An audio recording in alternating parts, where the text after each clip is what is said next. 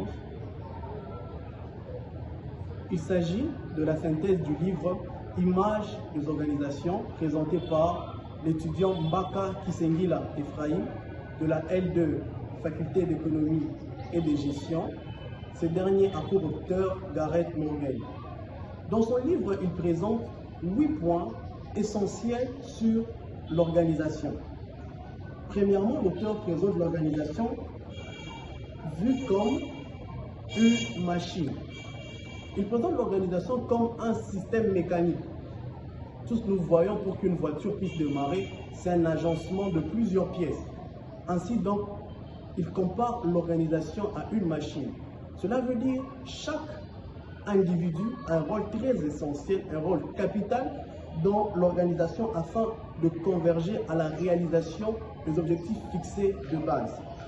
Deuxièmement, l'auteur parle de l'organisation comme un organisme. L'organisme fait référence à l'être humain.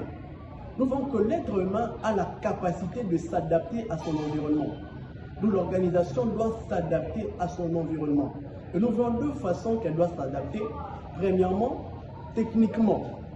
L'organisation doit avoir des outils à jour, des machines à jour selon l'environnement et le temps d'où elle est. Deuxièmement, avec son personnel. Elle doit avoir une main d'œuvre qualifiée, d'où l'utilité des formations et d'apprentissage.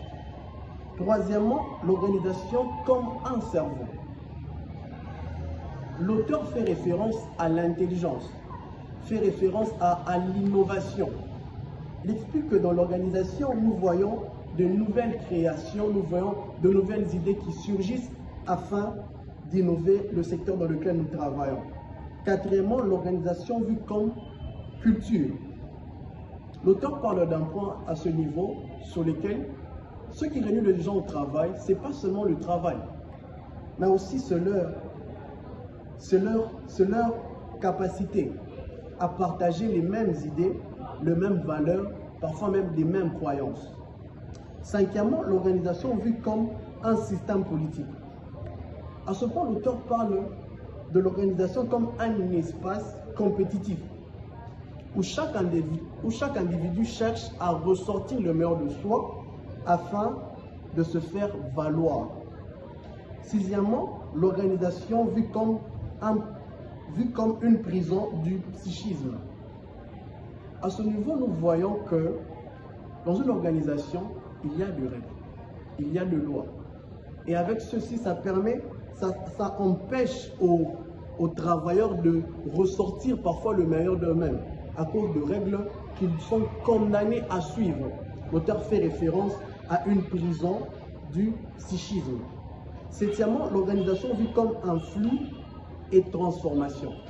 L'auteur parle de l'organisation comme étant un processus évolutif et non un objet fixe. Nous voyons des employés qui changent au fil des années. Certains partent en retraite, certains meurent. Nous voyons des idées qui changent.